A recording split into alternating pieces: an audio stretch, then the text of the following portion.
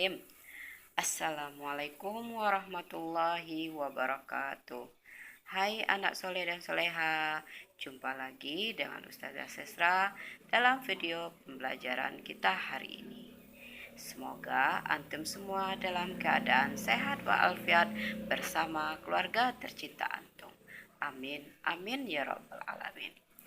Nah, sebelum memulai pelajaran kita, alangkah baiknya kita awali dengan membaca doa mau belajar terlebih dahulu. Mari kita berdoa.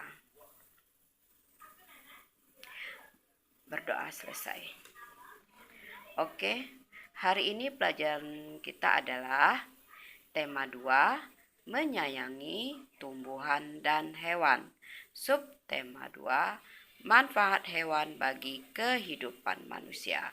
Muatan Bahasa Indonesia KD 3.8 dan 4.8 dengan materi pesan atau amanat dalam sebuah dongeng. Oke anak soleh dan soleha, siapa yang masih ingat dongeng itu apa? Ayo, siapa yang masih ingat? Dalam video pembelajaran sebelumnya, Ustazah sudah menjelaskan pengertian dongeng, struktur dongeng, dan lain-lain. Oke, Ustazah akan mengingatkan antum kembali ya.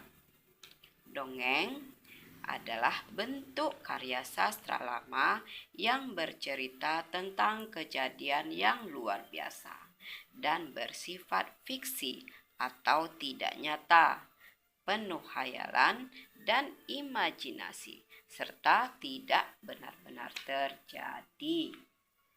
Nah, dongeng merupakan bentuk cerita tradisional atau cerita yang disampaikan secara turun-temurun. Nah, anak soleh dan soleha, fungsi dongeng untuk hiburan. Dalam setiap isi dongeng pasti berisi pesan moral atau amanat atau pesan mendidik untuk pembacanya. Oke, bentuk pesan atau amanat dalam dongeng ada 2 ya. Yang pertama, bentuk tersurat, yaitu amanat atau pesan itu tertulis langsung dalam cerita dongengnya. Dan yang kedua, bentuk tersirat, yaitu pesan atau amanat dongeng yang tidak tertulis secara langsung di dalam cerita dongengnya. Misalnya, kita harus menemukan sendiri pesan dongeng tersebut. Nah, berikut adalah cara menemukan pesan dalam dongeng. Langkah yang pertama, antum baca seluruh isi dongeng dengan seksama. Yang kedua, antum cari isi dongeng atau inti cerita dari setiap paragraf. Dan yang ketiga, antum pahami setiap isi atau inti cerita dalam setiap paragraf. Dan keempat, antum simpulkan inti cerita tersebut menjadi sebuah amanat atau pesan moral dari sebuah cerita dongeng.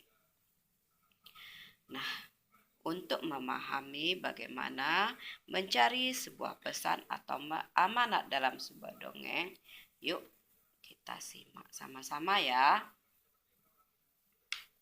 Ceritanya atau dongengnya berjudul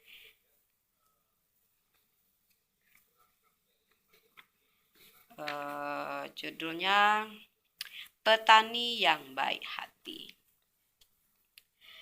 Di suatu desa, hiduplah seorang petani yang sudah tua. Petani ini hidup seorang diri dan sangat miskin. Hari itu, petani hendak pergi ke pasar untuk mencari pekerjaan. Ketika keluar dari rumah, dilihatnya ada sebutir telur tergeletak di atas tanah. Dengan hati-hati dipungutnya telur tersebut dan dibawanya ke dalam rumah.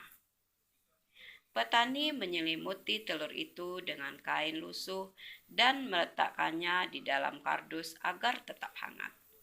Pak Tani membuat telur itu menjadi hangat setiap hari sampai telur itu menetas. Ternyata telur itu adalah telur burung camar. Pak Tani merawat burung camar kecil itu dengan penuh kasih sayang. Hari-hari berlalu. Burung camar kecil tumbuh semakin besar. Pak Tani sadar, burung camar ini tidak selamanya akan tinggal bersama dirinya. Dengan berlinang air mata, Pak Tani melepaskan burung camar itu agar pergi ke selatan, ke tempat yang hangat. Suatu hari, Pak Tani terbaring sakit karena kedinginan. Ia tidak punya uang untuk membeli obat, kayu bakar, dan makanan. Tiba-tiba terdengar tok tok tok, suara dari pintu rumah Pak Tani. Ternyata burung camar itu kembali. Di paruhnya terdapat benih tanaman. Burung camar keluar dari rumah Pak Tani, membuat lubang di halaman rumah. Pak Tani lalu menanam benih itu. Ketika hari menjelang senja, burung camar itu pergi meninggalkan Pak Tani. Esok harinya keajaiban terjadi. Benih yang ditanam burung camar tumbuh menjadi pohon lengkap dengan buahnya hanya dalam sehari. Pak Tani sangat terkejut melihatnya. Oleh karena lapar, Pak Tani memakan buah dari pohon itu. Ajaib, tubuhnya menjadi kuat dan ia tidak merasa sakit. Pak Tani merawat pohon itu dengan baik. Meskipun musim dingin, pohon itu terus berbuah dan tidak menjadi kering.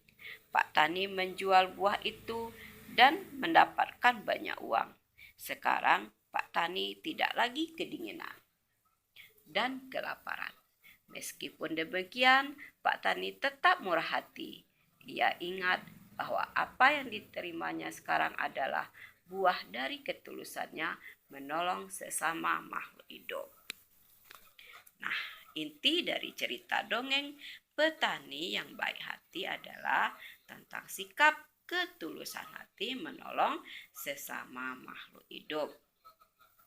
Nah, pesan atau amanat atau pelajaran apa yang kita ambil dari kisah petani yang baik hati? Ya, pesan atau amanat atau pelajaran bisa kita ambil dari kisah petani yang baik hati adalah bahwa kita harus berbuat baik atau menolong terhadap sesama atau makhluk hidup lainnya. Nah, anak soleh dan soleha, mengapa kita harus berbuat baik? Ya, karena dengan berbuat baik atau menolong akan memberikan manfaat bagi orang lain atau makhluk hidup lain, ataupun bagi diri kita sendiri. Nah, jika kita bersikap baik pada tumbuhan atau hewan, maka tumbuhan atau hewan akan memberikan manfaat pada kita. Nah, anak soleh dan soleha, sampai di sini dulu pelajaran kita hari ini. Semoga saja apa yang sudah Ustazah sampaikan tadi dapat antum pahami dan dimengerti, serta dapat pula antum praktekkan dan mencoba sendiri mencari pesan dalam dongeng dari cerita dongeng yang antum baca, serta dapat pula antum praktekkan dalam kehidupan antum sehari-hari dari pesan moral tersebut. Ustazah mohon maaf bila tadi Ustazah ada salah-salah kata atau pengucapan. Wabillahi taufiq wal hidayah. Wassalamualaikum warahmatullahi wabarakatuh.